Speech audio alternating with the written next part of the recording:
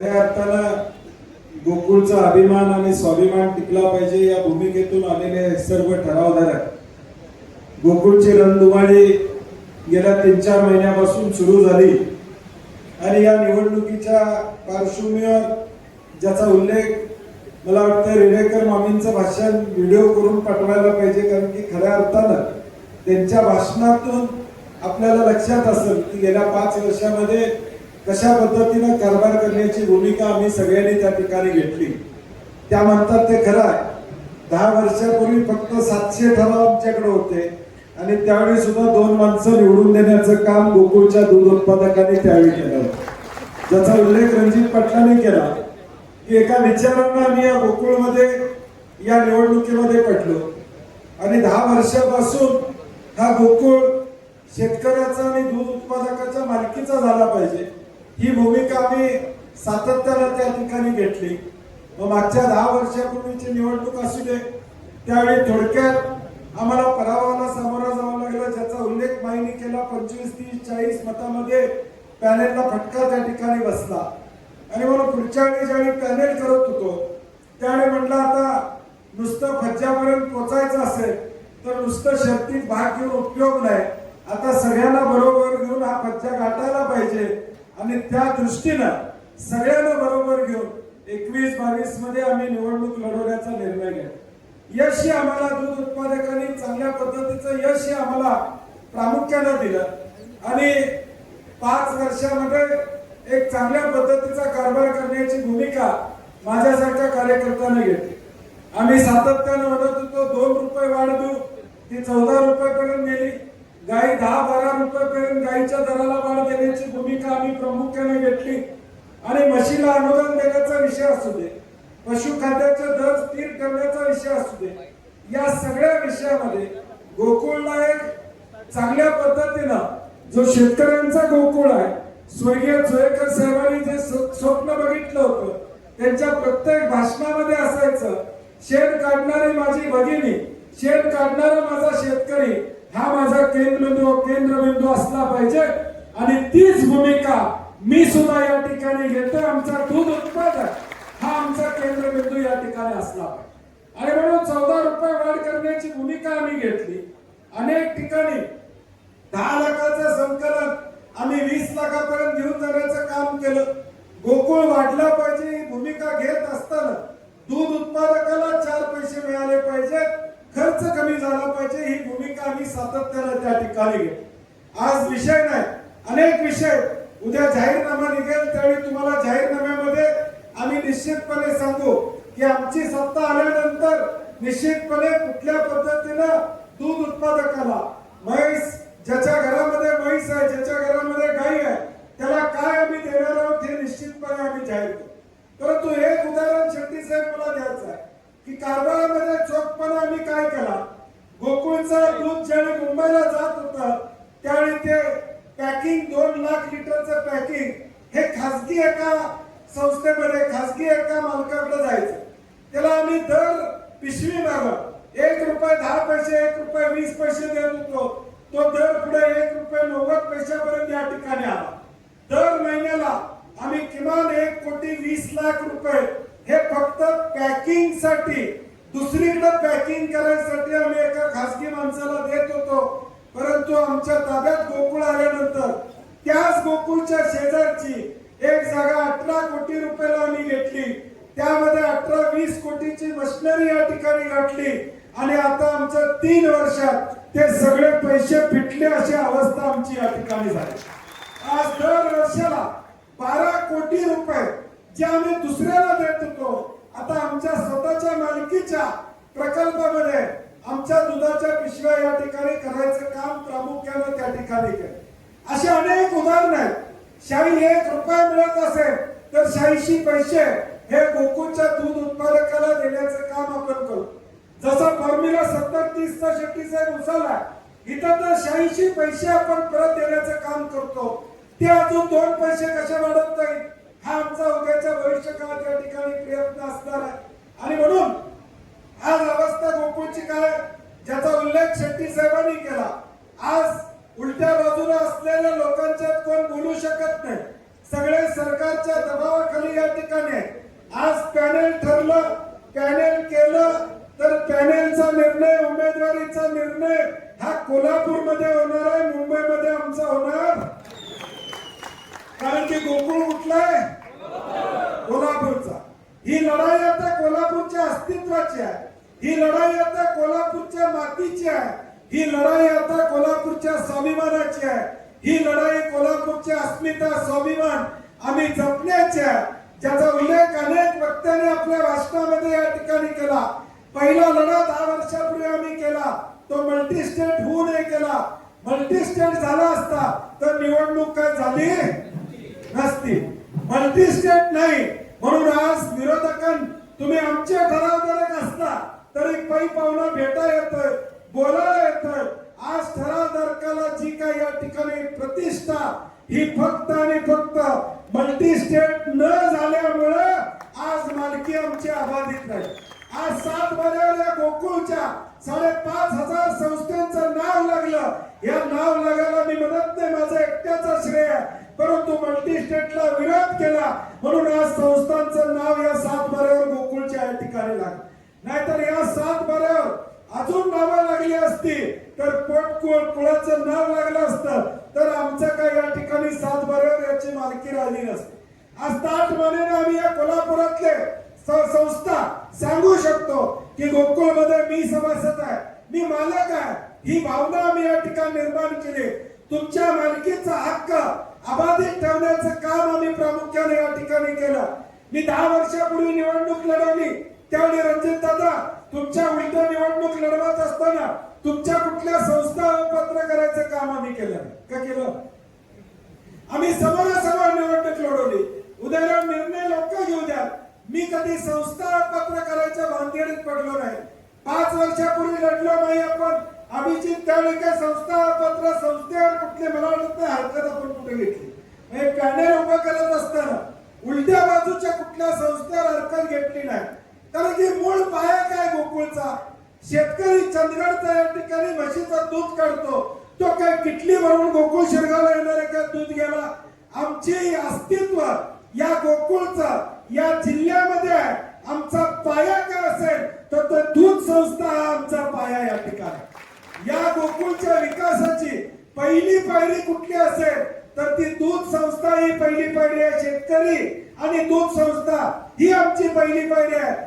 आम्ही एखाद्याची किटली 5 लिटरची या चंदगड मधून आणून डायरेक्ट गोकुळ शिरगावला या ठिकाणी आणू शकत नाही. गगनबावड्यातली शाहूवाडीतल्या एखाद्या शेतकऱ्याचं दूध आम्ही डायरेक्ट गोकुळ शिरगावला आणू शकत नाही. आम्हाला लागते ती दूध संस्था लागते, जी दूध संस्था त्या सभासदांचं दूध गोळा करते आणि आम्हाला ते पोचवायचं काम या ठिकाणी करते. आणि म्हणून या गोकुळच्या सगळ्या प्रक्रियेमध्ये या ठिकाणी ज्या पद्धतीनं शेतकरी हा हृदय आहे, ते हृदय चालवायचं काम करत असेल तर ती दूध संस्था करते, हे आपण या ठिकाणी लक्षात ठेवलं पाहिजे. आणि म्हणून आता लढाई चालली आहे ते गोकुळ टिकवण्यासाठी तर चाललेलीच आहे, तो भाग आहेच, परंतु उद्या दूध संस्थेचं अस्तित्व सुद्धा या ठिकाणी राहिलं पाहिजे. आज आमच्या गावातली दूध संस्था अभिमानाने सांगते 1000 लिटर गोळा करतोय, 2000 लिटर या ठिकाणी गोळा करतोय. स्पर्धा असते आमच्या गावामध्ये, मी किती म्हशी आणल्या, मी किती म्हशी वाटल्या, मी या ठिकाणी आपलं देतोय बोनस किती दिला, याच्यावर आमची स्पर्धा या ठिकाणी असते. मी भेट वस्तू किती दिल्या याच्यावर आमची स्पर्धा असते. संस्था मी कशी चांगली चालवली यासाठी आम्ही कॉलर टाईट करून जिल्ह्यामध्ये या ठिकाणी फिरत असतो. हा आमचा पाया आहे. मी मुद्दामून तुम्हाला हे का सांगतोय, कारण की ज्या ज्या राज्यामध्ये ज्या ज्या जिल्ह्यामध्ये असे सण निघाले तिथं नेटवर्क नव्हतं, दूध संस्थांचं नेटवर्क नव्हतं, दूध गोळा करून आणणारी व्यवस्था नव्हती आणि म्हणून ते संघ टिकले नाही. स्वर्गीय चोळेकर साहेबांच्या नेतृत्वाने दूरदृष्टीचा नेता या ठिकाणी होता, ज्याला खऱ्या अर्थानं शेतकऱ्याची जाणीव या ठिकाणी होती. खऱ्या अर्थानं शेतकऱ्याचे अश्रू पुसण्याचं काम त्यांनी या ठिकाणी केलं होतं. शशिकांत चोळेकर बाई म्हणलं ते बरोबर आहे, त्यांना चोळेकर साहेबांचा फोटो लावायचा काय अधिकार? कारण की शशिकांत चोळेकरांचं नाव या ठिकाणी फायनल झालं होतं. मी बाबासाहेब चौगले सिनियर आहेत, त्यांना बोलवून समजावून सांगितलं होतं थोडं तुम्हाला थांबायला लागणार, आता आपल्याला शशिकांत चोळेकरांना चेअरमन करावं लागणार, ही भूमिका मी प्रामुख्याने या ठिकाणी घेतली होती. ज्या घरानं आपलं आयुष्य या ठिकाणी दिलं, ज्या चोळेकर साहेबांनी इथं प्रत्येक बसलेल्या माणसाला शशी जर विचारलं चोळेकर साहेब भेटले होते का, 100% हात वर येतील. 100% हात, का बरोबर आहे का नाही? 100% हात वर येतील. शेट्टी साहेब, चोळेकर साहेबांनी खऱ्या अर्थानं गोट्यापर्यंत जाऊन या ठिकाणी शेतकऱ्याला न्याय देण्याचं काम आपल्या हयातीत या ठिकाणी करण्याचा प्रयत्न केला. आणि म्हणून आज त्या नेतृत्वाला स्मरून आम्हाला उद्याचा कारभार या ठिकाणी करायचा. उद्याचे अनेक नवे संकल्प, नव्या गोष्टी उद्याच्या काळात आम्हाला या ठिकाणी करायच्या आहेत. आज आमची लढाई चालली आहे ती गोकुळ टिकवण्यासाठी चालली आहे. शेट्टी साहेब म्हणलं ते खरं आहे. उद्या या ठिकाणी हे कोणी काही बोलू शकत नाही. आज अवस्था एवढी वाईट आहे की या ठिकाणी बोलू शकत नाही. आम्ही आता सभागृहात आहे, सभागृहात बघतोय म्हणजे काल तर एवढा विषय या ठिकाणी झाला. टीईटीचा पेपर फुटला. त्या टीईटीच्या पेपरवर आम्ही शिवसेना आणि काँग्रेसच्या लोकांनी दंगा केला, आम्ही त्याच्यावर गदारोळ केला. परंतु सत्यातला शिक्षक आणि पदवीधरचा आमदार खुर्चीतनं सुद्धा उठायचं धाडस करत नाही. खुर्चीतनं उठायचं सुद्धा. आम्ही म्हणतो अरे बाबांनो बोला, पेपर फुटलाय, तुम्ही ज्या शिक्षकाचं नेतृत्व करताय त्या शिक्षकासाठी ते बोला. जाऊ दे तिकडे तुमचं राजकारण, किमान शिक्षकांनी बोला. खुर्चीतनं उठायचं सुद्धा धाडस त्या आमदारांचं झालं. मी नाव घेत नाही, परंतु ते उठले सुद्धा नाही. म्हणजे आज यांची अवस्था, राज्यामधल्या सत्तेत असणाऱ्यांची अवस्था काय, तर या ठिकाणी मुक्याचा मार या ठिकाणी सहन करायचा. लोकांचा प्रश्न असला तरी त्या ठिकाणी बोलायचं नाही, भूमिका घ्यायची नाही. जे चाललंय ते निमूटपणे ऐकायचं, या पद्धतीचं धोरण आहे. आणि म्हणून उद्याच्या संकट काळी आपल्याला या ठिकाणी सक्षमपणे गोकुळ ताकदीने एकसंघ ठेवला तर जी येणारी संकट आहे त्या संकटावर आपल्याला मात करता येईल. येणारं जे आक्रमण आहे त्या आक्रमणाला तोंड द्यायचं असेल तर आमची स्वाभिमानी टीम आपल्याला या ठिकाणी न्याय देणार, हे आपण दूध उत्पादकांनी लक्षात ठेवा. आमची स्वाभिमानी या ठिकाणी समविचारी आघाडी आपल्याला न्याय देणार, दूध उत्पादकाचं हित जोपासण्याचं काम करणार, हे आपण या ठिकाणी लक्षात ठेवलं पाहिजे. अजून बऱ्याच सभा होणार आहेत, अजून पुढनं काय येते त्याच्यावर बॅटिंग करायला लागणार. त्यामुळे सगळेच मुद्दे आज बोलून चालणार नाही. कुठनं बॉल कसा येतोय, काय बोलतात त्याच्यावर आपण करू. महिना 2 महिने आपल्याला, माझी आता आपल्याला कळकळीची विनंती, आमची लढाई आता इथं ठराव दाखवायचे. हे आम्हाला काय आता पॅनेल मध्ये कोण घ्यायचं आहे, कुणाला सीट पाहिजे म्हणून आमचं चाललेलं नाही. आमचं ठराव चालल्यात काय, तर गोकुळ टिकवायसाठी, गोकुळ वाचवायसाठी. आता तिकडचा हिशोब बघितला तर मगाशी कुणी ते सांगितलं 7,000 8,000 वर आता ठराव जातील अशी अवस्था साधारणपणे या ठिकाणी झालेली आहे. या सगळ्या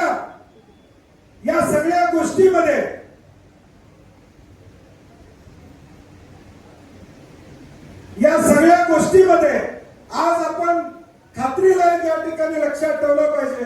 एका बाजूला महायुतीची पैशाची सत्ता या ठिकाणी, दुसऱ्या बाजूला वजन प्रचंड प्रमाणात आहे. 1 किलो 2 किलो 3 किलो 5-5 किलो पर्यंत वजन टाकायची ताकद. मी काय तो बोलत नाही, टीव्ही चालू आहे, तुम्हाला लक्षात आलं काय म्हणायचं. आणि दुसऱ्या बाजूला 14 रुपये दर देणारा बंटी पाटील, दुसऱ्या बाजूला दुधाला दर देणारी आमची आघाडी आहे. दुधाला न्याय देणारी आमची आघाडी या ठिकाणी आहे. म्हशीला न्याय देणारी आघाडी आमची आहे. गाईच्या दुधाला न्याय देणारी आघाडी आमच्या बाजूला आम्ही आहे. आणि उलट्या बाजूला वजन घेऊन बसलेले लोक आहेत. आपण आता निर्णय घ्यायचा आहे की आपण कुठल्या बाजूला या ठिकाणी जायचं. इथं आलेले तर तुम्ही सगळेजण आमच्या बरोबर आहात याची मला निश्चितपणे खात्री आहे. परंतु मगाशी शशिकांत पाटील चोळेकरांनी का कुणीतरी भाषणात सांगितलं, तुम्ही प्रत्येकाने किमान 5 ठरावधारकाला भेटलं पाहिजे आणि त्याचं परिवर्तन या ठिकाणी केलं पाहिजे. निकाल लागल्यानंतर बिन आवाजाचा बॉम्ब फुटणारच आहे. कारण की उलट्या बाजूला हाय का नाही? आपल्यात काय खतखत आहे का? आपल्यात काय खतखत आहे का? पलीकडं पलीकडं आहे का नाही? किती आहे? हा, मारामारी आहे. म्हणजे पलीकडे एवढी खतखत लागल्या, उमेदवारीवरच खतखत लागल्या की माझं का तुझं, मला किती शिटा तुला किती शिटा, ह्याच्यावरच आता शक्ती प्रदर्शन चाललेलं आहे. आमची लढाई सीटांसाठी नाही, आमची लढाई दूध उत्पादकांसाठी आहे. हे आपण या ठिकाणी लक्षात ठेवलं पाहिजे. आमचा लढा आहे तर दूध उत्पादकाला न्याय देण्यासाठी हा लढा आहे. आमचा लढा या ठिकाणी सीटांसाठी या ठिकाणी नाही. त्यामुळे माझी आपल्याला विनंती असणार आहे की आता आकडेवारी मी जरा तुम्हाला सांगायचे मला, कारण की बरंच वेगवेगळ्या पद्धतीने या ठिकाणी आकडेवारी समोर येते.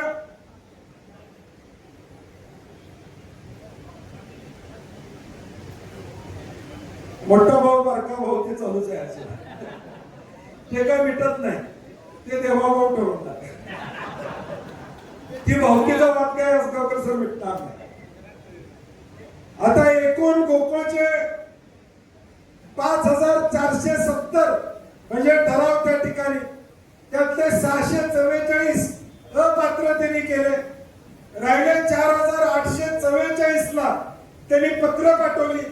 त्यात आता आज आणि बातमी आल्या त्यातले 269 परत अपात्र झाले. आज आले बातमी, ते पहिल्या 688 मध्ये थोडे 269, राहिला आकडा 4575. हा एकूण आकडा मताला जायचा. आजची परिस्थिती मला या निमित्तानं तुमच्या माध्यमातून लोकांना सांगायचं आहे की जे 427 अभिजित पाय अपात्र झाले त्यांना पात्र केल्याशिवाय आम्ही गप बसणार नाही. ही सुद्धा भूमिका आम्हाला या ठिकाणी घ्यावी. जे अपात्र झाले त्यांना सुद्धा पात्र करण्याची भूमिका आमची निश्चितपणे या ठिकाणी राहणार आहे. हे गोकुळच्या ठराव ज्यावेळी द्यायचं झालं डोंगरे साहेब, त्यावेळी आपण सगळ्यांना तुम्हाला निरोप दिले. तुम्ही फोन करून विचारत होता मला शक्ती प्रदर्शन करायचंय का, एकत्र जायचंय का. त्यावेळी आमचं ठरलं नव्हतं शेट्टी साहेब शक्ती प्रदर्शन करायचं. मी सगळ्यांना सांगितलं जसं येतील तसे तुम्ही ठराव नेऊन द्या. दिलत का नाही? बऱ्याच जणांनी मला दिलत का नाही? हात करा. म्हणजे कळलं पाहिजे की बऱ्याच लोकांनी आमचे ठराव दिले. आपण नंतर अचानकपणे राष्ट्रवादीने जाहीर केलं की शक्ती प्रदर्शन करणार. मग आमच्यातले जरा सचिन वरपडे, जीवन पाटील उत्साही ना साहेब, आपलं बी दाखवलं पाहिजे. आपण बी मेळावा घेतला पाहिजे. आपण पण ताकदीने गेलो पाहिजे. अरे म्हणलं लई जणांनी दिल्या आता त्यासनी परत हेरपाटा करायचा का नाही? येतात साहेब. कुठं आज गाडी आम्ही कुणाला दिलेली का? दिल्या गाडी तुम्हाला? आम्ही सांगा, एकही गाडी कुठं पाठवलेली नाही. सगळे मिळवणारे, सगळ्यांना आणायला लागणार, सगळ्यांना इथं बोलवायला लागणार, हेरपाटा होणार. चंदगड मधले पण ठराव गोळा झाले होते, परंतु गोपाळराव पाटील, विक्रम चव्हाण पाटील, संभाजीराव, रामराजे सगळे म्हणले नाही साहेब परत शक्ती प्रदर्शन करूया. आम्ही पुन्हा येतो. चंदगड तर 150 किलोमीटर आहे.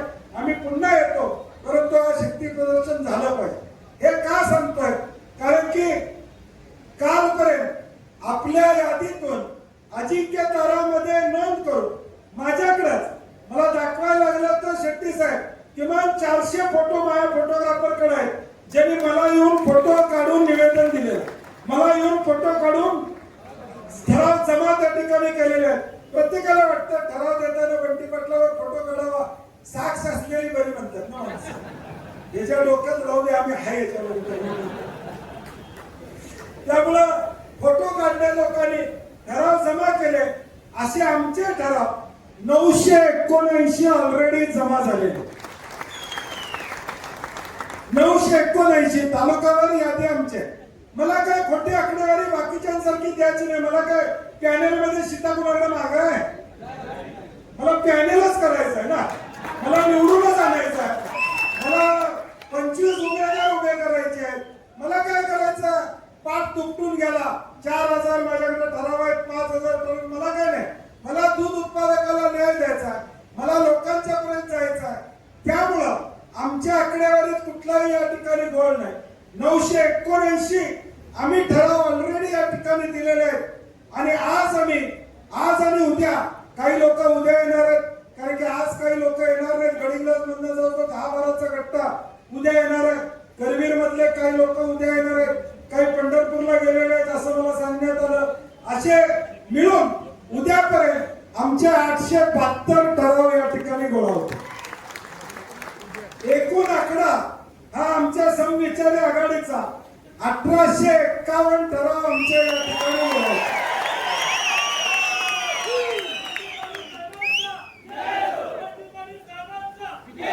यात काही फरक पडणार नाही, यात काही फरक पडणार नाही.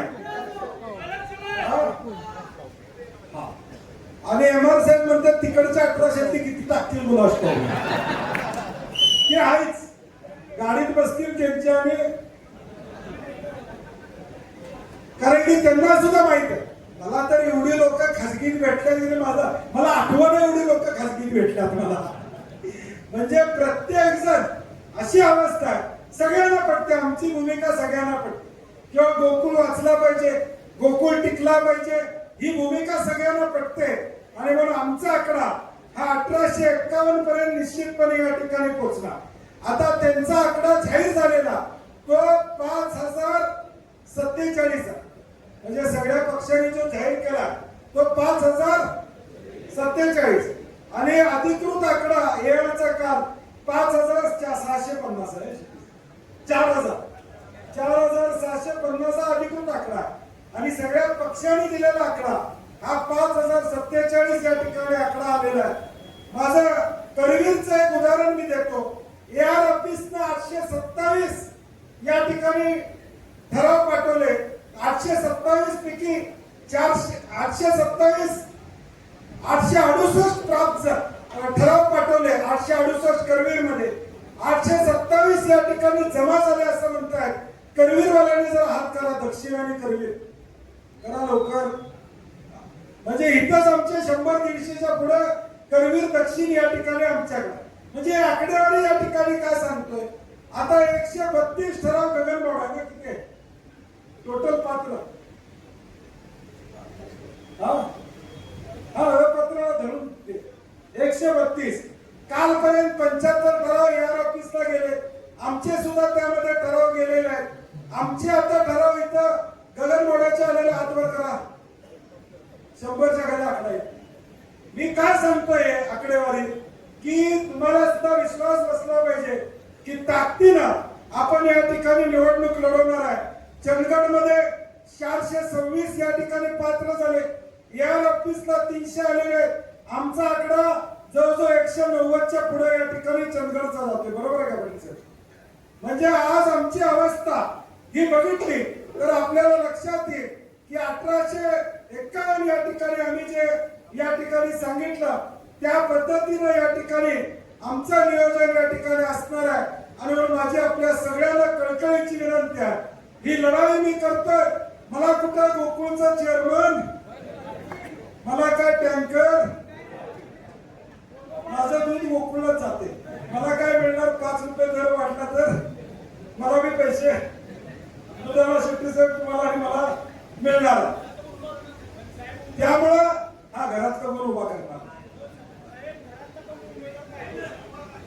त्यामुळं मी राजू आवळे जे म्हणले, मी ज्या ज्या निवडणुका लढलो स्वतःसाठी जेवढं लागतं, ऋतुराज पाटील विधानसभेला उभारले त्यांना त्यांच्यासाठी जेवढं लागलो तेवढं राजू आवळेंसाठी लागलो, तेवढं राजू लाटकांसाठी लागलो, तेवढं राहुल पाटलांसाठी लागलो. इंदुराजू बरोबर आहे का?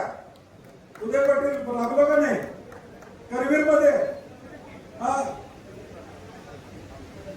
तिकडे बदरघर दादा लागलो, ती गेली निघून आमच्या. म्हणजे उमेदवार घरचा असा माझ्याकडे काही विषय या ठिकाणी नसतोय. महापालिकेला कोण होतं माझ्या घरचं? जिल्हा परिषदला माझ्या घरचं या ठिकाणी कोण होतं? पंचायत समितीला कोण होतं? शिरोळ नगरपालिकेला दत्तपत्र दादा राजू शेट्टींच्या आणि आमच्या घरातला कोण होतं? आम्ही राबलो ना शिरोळसाठी. हे आम्ही जे मंडळी आहोत हे आमच्यासाठी राबत नाही तर तुमच्यासाठी राबणारे आम्ही मंडळी आहोत, हे आपण या ठिकाणी लक्षात ठेवा. आणि पुढचे 2 महिने दक्ष राहावा. कोणतर खिडकीतनं येण्याचा प्रयत्न करणार, कोणतर मागच्या दाराने येण्याचा प्रयत्न करणार. आता दारावर एक स्टिकर करून आम्ही पाठवणार आहे तुम्हाला. कुठला स्टिकर? दारावरच लावायचा, म्हणजे लक्षात आलं पाहिजे बाबा ह्यो कट्टर आहे. राहायचं ना, आपण लढवायचे ना. हे जोरात तुम्ही मला 100% खात्री द्या. त्यामुळं कारण मी लढाई करतोय कुणाच्या जीवावर. राजू शेट्टी, बंटी पाटील, गणपतराव दादा, राजू आवळे, आम्ही सगळे लढाई कुणाच्या जीवावर करतोय? तुम्ही ऐसा म्हणून आम्ही लढाई करतोय. आता शक्तीपीठचा विषय आम्ही घेतलाय, कुणासाठी घेतलाय? शेतकऱ्यांसाठी आम्ही घेतलाय. आम्ही लढतोय कुणासाठी? शेतकऱ्यांसाठी या ठिकाणी लढतोय. आमची भूमिका काय? तुमच्यासाठी लढण्याची भूमिका आमची आहे.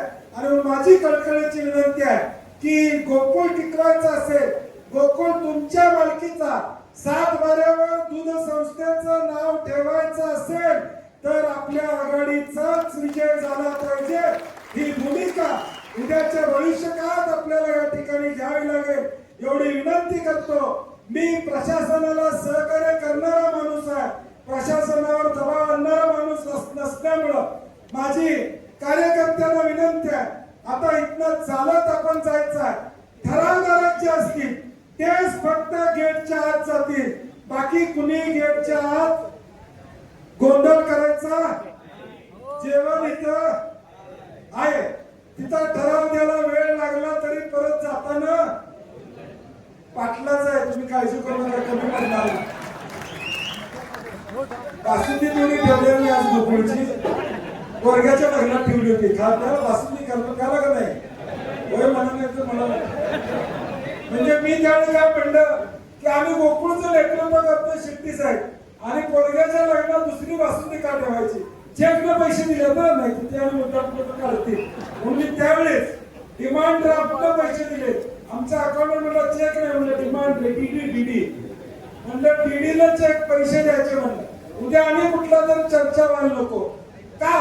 तर ज्याचं नेतृत्व करतोय ते आता कोण पेढे घेऊन आले तर म्हणतोय गोकुळचं आणलंच काही विचार.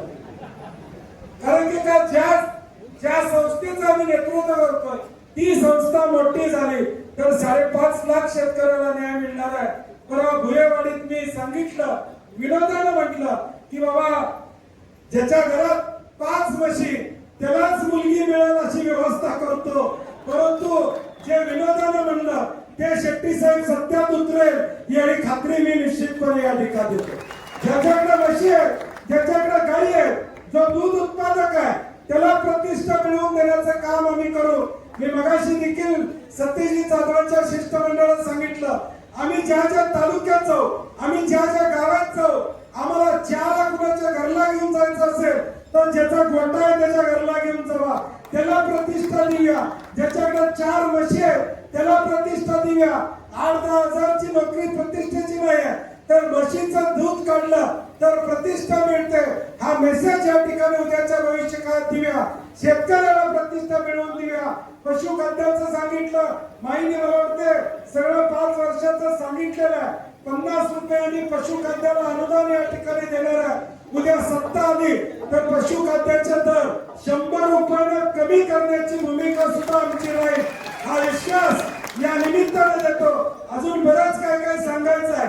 जसं हलगी वाजल तसं सूर दिव्या या निवडणुकीला.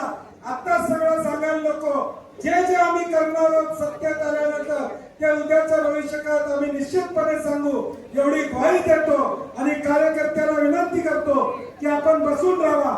आम्ही स्टेजवरची मंडळी पुढे जातो. पुढे गेल्यानंतर ठरावदारक आमच्या पाठीमागे असतील. बाकीच्या कार्यकर्त्यांनी कृपा करून या ठिकाणी आत त्या गेटच्या आत येऊ नये एवढी विनंती करू. आम्ही